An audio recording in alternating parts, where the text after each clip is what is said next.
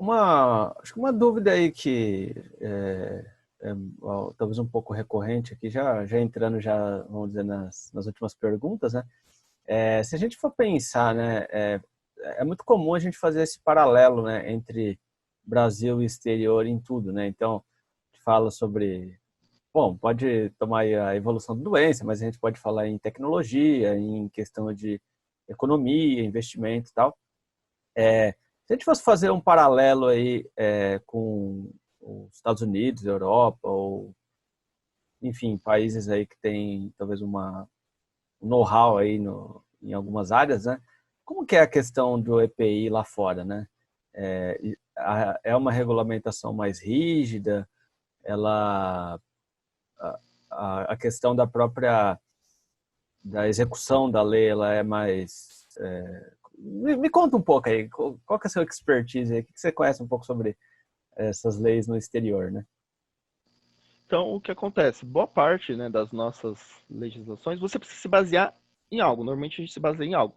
Por exemplo, quando você fala em referência em exploração, né, de petróleo em águas profundas, você vai consultar a Petrobras, e a Petrobras é referência no mundo Aham, com as normativas, tanto que você consulta normas Petrobras para exploração de petróleo em águas aham, profundas. Toda aquela construção de sondas, brocas, você vai pegar a expertise de quem a possui. uhum, Quando eu falo de segurança do trabalho, por exemplo, locais que são referências, União Europeia, mais especificamente, você tem alguém que é uma grande referência, que é a Inglaterra, tá, com o BSI, que é o Instituto Britânico de Normalização, ou Normatização. Então, ele já tem essa expertise. Por exemplo, a ISO, agora em 2018, que ela lançou uma norma focada em saúde e segurança do trabalho. Não existia. Você tinha uma norma para o meio ambiente, por exemplo, você tinha uma norma para a gestão da qualidade, mas você não existia uma norma ISO para saúde e segurança do trabalho. Por quê? Porque já existia uma norma inglesa, que o mundo inteiro usava como referência, que era a OSAS 18000. tá, A ISO meio que pegou toda a estrutura dela da OSAS e elaborou essa ISO 45001. tá. Então, e a gente usava todas essas referências internacionais. Por exemplo, a Anvisa, no que ela se baseia, ou a ABNT, no que ela se baseia, por exemplo, para desenvolver uma norma dela hoje sobre a fabricação de EPIs ou utilização de EPIs? Em alguma norma que você já tem, por exemplo, em vigência na Europa ou em algum outro local. Por exemplo, se você pegar na Inglaterra, você tem a BSN 14.683. Tudo bem? Que ela vai falar sobre máscaras, tudo bem? Máscaras Tá. faciais, que eles chamam de medical face masks. Sim. Então você já tem uma norma internacional. Eu não preciso construir uma norma do zero. Eu vou me basear em quem já tem essa norma e eu vou adequar para a minha realidade. É basicamente isso que a gente faz. Então, se você olhar a NR12, segurança de máquinas e equipamentos, já existem normas europeias tão rígidas quanto a NR12. Só que eu preciso adequar a NR12, uma norma para a minha realidade. Então, são normas parecidas e mais adequadas. Algumas são literalmente traduzidas ao pé da letra, tá? Praticamente, porque E não precisa de muita adequação. essa adequação ela vai se dar por questões culturais, climáticas? Quais são os principais? O que você poderia destacar nesse sentido, né? Então, a questão cultural, teoricamente, você não deveria levar em questão cultural uma norma de segurança, por exemplo. O pessoal tem uma cultura de não usar isso, então eu acho que assim, a questão cultural tem que se tomar muito cuidado para você levar em consideração para a elaboração de uma norma. Até porque se você olhar para o Brasil, você tem um continente dentro do Brasil. Sim, E uma norma, se você analisar uma NR, se você falar do ponto de vista cultural, como é que você fala de cultura, por exemplo, Rio Grande do Sul, São Paulo, Minas Gerais, Maranhão, Amazonas? A gente está falando de 5 países sim, sim, diferentes, com praticamente. certeza, com certeza. Um pouco complicado. O que você tem que. E aí, é claro, quando você pega uma norma, você tem que analisar a pior condição. você talvez analise, se a gente fosse analisar de uma questão cultural, você pega talvez a pior cultura, entre aspas, não que seja quando eu digo no cultura, por exemplo, quem é o local que o pessoal mais tem rejeição ao uso do EPI? Então, eu preciso colocar na minha normativa algo que incentive a utilização desse EPI. Tá. Então, são coisas que eu tenho que colocar. Então, mas, assim, uma das maneiras de incentivar o uso do EPI na realidade, é o que está previsto na Constituição. O EPI é obrigatório você usar. Se foi É, determinado que você tem que usar, não é que eu tem. tenho uma É dúvida, né? Por obrigatório. exemplo, seria, por exemplo, você estabelece que sei lá, o cara que trabalha ali operando uma caldeira é muito absurdo, mas um processo que é relativamente quente, né? O cara tá usando ali, de repente, ele tá num processo aberto, vai. E a norma lá preconiza que ele tem que usar duas camadas de jaleco, né? Pô, isso daí pode ser factível eventualmente se o cara estiver trabalhando na Finlândia, mas se ele estiver trabalhando lá no Nordeste, lá em Fortaleza, talvez o mesmo processo ele se torne inviável ou muito complicado por uma questão geográfica, né? Enfim. Então, bom, era mais ou menos um exemplo aí para fundamentar minha curiosidade, né? É que assim, o EPI ele tem que levar em consideração o risco em si. Uhum, Então, por exemplo, você vai para um processo de soldagem. tá. Fazer provavelmente, vamos lá, num determinado período do ano, no Rio Grande do Sul é mais frio, né? Talvez o estado Uhum, com baixas temperaturas aqui no Brasil. Então, no mesmo período em que é frio no Rio Grande do Sul, provavelmente está fazendo lá o Rio 40 graus, ou algum local do Nordeste 40 graus. Então, mas a norma, ela não tem que levar isso em consideração, ela tem que levar em consideração o risco. Então, tá. qual que é o risco? Ele vai exercer uma função de soldagem, então ele tem que ter lá toda uma proteção, mangote, luva de raspa de couro, ele tem que ter toda essa proteção, botas, então protetor facial, ele tem que levar, ele tem que ter toda essa proteção, independente dele estar realizando um processo de soldagem no Rio Grande do Sul ou no Nordeste. Agora, por exemplo, um local é mais quente do que o outro, aí você tem que tratar da questão do ambiente.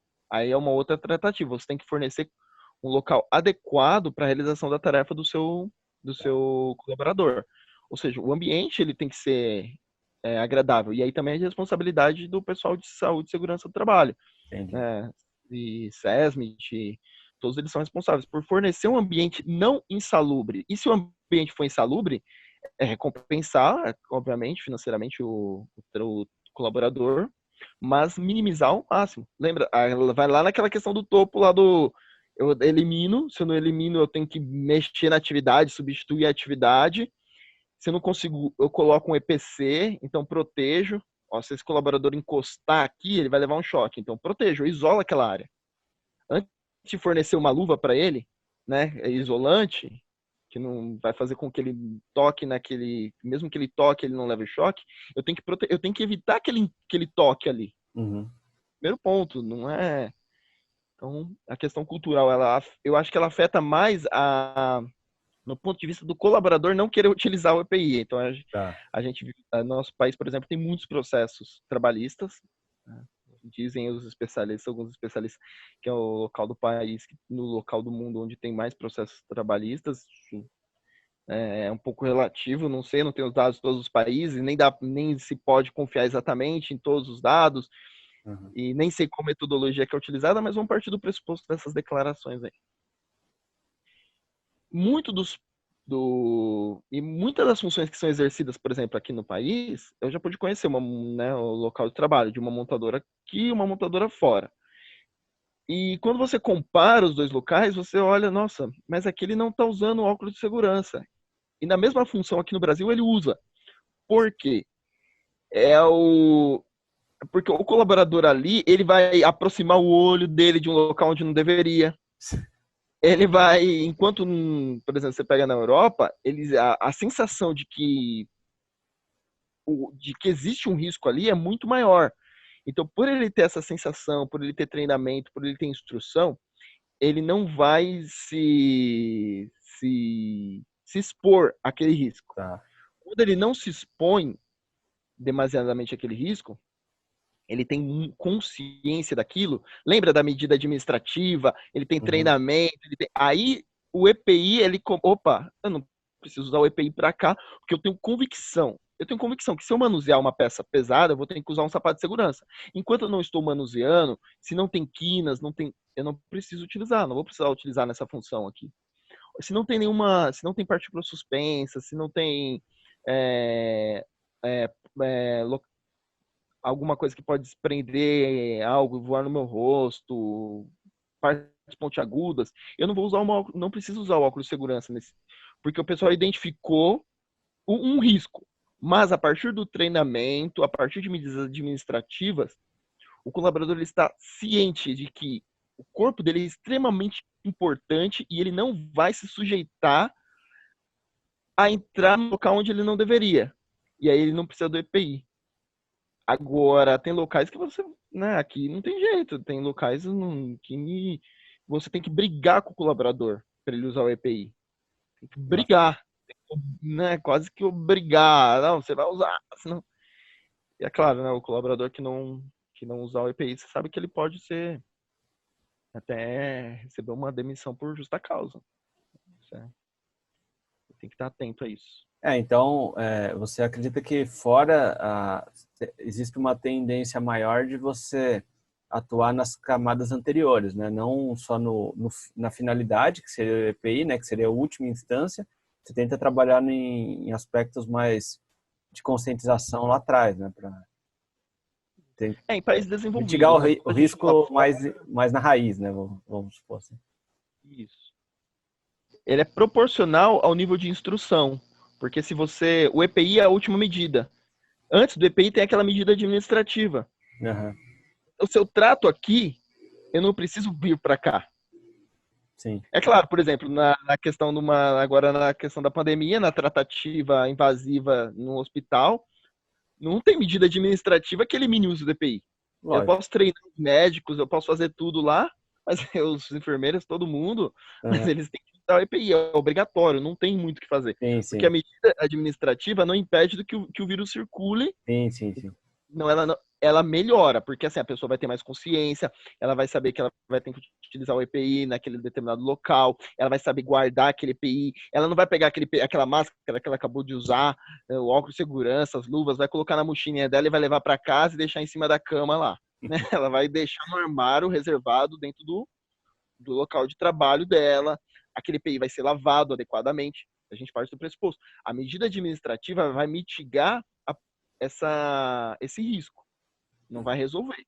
Uhum. O risco vai existir. O risco ele só vai ser minimizado com o EPI. Mas se você não treina, se você só entrega uma máscara N95 profissional da saúde, lá, óculos de segurança, face shield, luvas, tudo bem, entreguei, legal, mas ele foi treinado sobre como utilizar? Ele tem que ser treinado. Uhum. Ele foi instruído como cuidar daquele EPI, que ele não vai ficar levando aquilo lá para casa dele, que ele vai ter que deixar no local. Ou se ele levar, né, numa hipótese dele levar esse EPI, o ideal é deixar lá, principalmente para você não ter contaminação cruzada, não tirar a contaminação que está no hospital, ele está lá zelando pela vida das pessoas, né, fazendo um trabalho que é muito mais altruísta do que técnico, né, tá se doando por outros, né. Aí, às vezes, ele tá se doando por outro, mas traz na mochilinha dele lá a contaminação, uma secreção num determinado EPI, e aí deixa, às vezes a família acaba ficando exposta, né? E até no meio do transporte mesmo, acaba levando. Ele teve esse treinamento? Porque ele não pode ser responsabilizado. Não é ele que tem. Porque a medida administrativa tá vindo antes. Tá vindo antes. Exato. Ele foi treinado? Como utilizar, como descartar, como lavar, como armazenar. É esse o ponto aí. Então, por isso que eu digo, quanto maior o nível de instrução, menor o risco. É por isso que, né, quando a gente fala de países desenvolvidos, você tem uma menor, os acidentes de trabalho, eles são proporcionalmente menores, justamente pela questão E você fala, nossa, mas ele não está usando óculos de segurança? Não está. Depois você pesquise, converse com pessoas de montadoras aí e compare, né, uma montadora daqui, e que ela está a mesma planta na Europa, e você vai ver a diferença na utilização dos EPIs. Mas porque é o nível de instrução. O risco continua existindo, mas quando eu sou mais instruído, eu me arrisco menos. Daí, então, aproveitar já para fazer um jabá, né? A importância dos nossos professores aí de segurança no trabalho, né? Ah, também, Pois é. né? E dos profissionais aí que estão divulgando aí estão fazendo esse trabalho importante aí de divulgação dos EPIs, né, corretamente. Com certeza. Bom, eu acho que a gente pode então partir para as considerações finais, né? Você tem alguma coisa a acrescentar aí em relação a tudo isso que a gente falou? Acho que tem muito assunto ainda para a gente se aprofundar, né? Vão ter outras oportunidades em breve. O que você teria para fazer uma síntese aí de tudo que a gente falou? O que você teria para acrescentar aí como uma consideração final? O que eu penso, na realidade, né, como consideração final, a gente falou da questão da segurança, é assim, é importante você entregar o EPI, mas se você não instruir, você não treinar, a medida é pouco efetiva. Como é que eu te entrego um carro e você nunca dirigiu o carro? Sim. Então, nunca dirigiu um carro, então não é bem assim. Então, é Uhum. importante, principalmente para os profissionais agora que estão atuando aí nessa linha de frente. Quando eu digo atuar na linha de frente, né, dentro de um hospital, além dos médicos, enfermeiros, técnicos de enfermagem, todas as pessoas, toda a equipe médica em si, a gente também fala dos profissionais aí da manutenção, dos profissionais de limpeza, né? Profissionais de limpeza, principalmente, eles estão ali Segurança, né? muito segurança, né? Muitos deles tratando com secreção ali, né? Do pessoal que está no parte necrotério também, né? No IML. Então são pessoas que estão extremamente expostas. Essas pessoas elas precisam ser treinadas e profissionais que estão atuando nessa área zelem pela vida de vocês e pela vida daqueles que vocês tanto amam. Como zelar dessa maneira? Cobrando os EPIs adequadamente. Vocês não podem ser punidos, né, ou demitidos simplesmente porque se recusou a exercer uma determinada função. Se essa função ela não está sendo executada com os EPIs adequados, essa função ela não está legal. Sim. Ela não está legal. Então ela precisa. Então o que eu, né, gostaria de deixar de mensagem é que assim, empregador, treine os profissionais. Não adianta simplesmente sair por aí, não, vamos lá, todo mundo tratar. Quantos profissionais de saúde já não vieram a falecer? Nós hoje somos referência em profissionais de saúde mortos no mundo, né? Triste Mundo, referência, né? né? Olha que referência negativa. Hum, Poderíamos ser o referência na utilização correta dos EPIs. Mas não, nós somos referência. Olha, não, vamos, por que morre tanto profissional da saúde no Brasil? Então, eles querem ajudar, eles estão indo para cima, né, no combate a essa enfermidade aí, mas precisam ser treinados, precisam ser instruídos e se sentirem demasiadamente arriscados, se perceberem que não estão recebendo os EPIs adequados, isso tem que ser reportado urgentemente. Direito de recusa, tudo bem? Então fica essa palavra, direito. Se você não está recebendo os EPIs adequadamente, exerça o direito de recusa, converse, né, primeiro com o técnico de segurança, reporte isso e aí, né, e aí exerce o direito. E o profissional de segurança também, você tem que fiscalizar. Não importa que seja o médico bambambam bam, bam, lá, o enfermeiro, seja o que for. Ele tem que usar o EPI. Se ele não usar, né, não tem jeito. Medida. Qual que são as medidas? Advertência verbal, advertência formal, suspensão, demissão. Aparece radical? Parece, mas vida em primeiro lugar, segurança em Com primeiro certeza. lugar. Não adianta, tudo bem? Não adianta a gente, os É, profissionais aí tratando tantas pessoas e não tratar a própria, não cuidar da própria saúde. É triste um pouco. bom, então, em breve aí acho que a gente vai ter espaço para uma nova conversa aí sobre um novo viés aí, né? Talvez tem muita coisa para a gente abordar nesse meio, né? Mas então, por hoje é isso, pessoal. Eu gostaria de agradecer muito pela presença aí do professor Edgar, né? E a presença de a participação de todo mundo que ficou até aqui, né? Muito obrigado e até a próxima. Bom, eu não sei aqui, eu acho que a gente está com o tempo um pouco apertado, né? Vamos ver se dá para fazer mais uma última aqui, né? Pô, e você sabe que me fugiu a última pergunta, cara. Tava na ponta da língua aqui.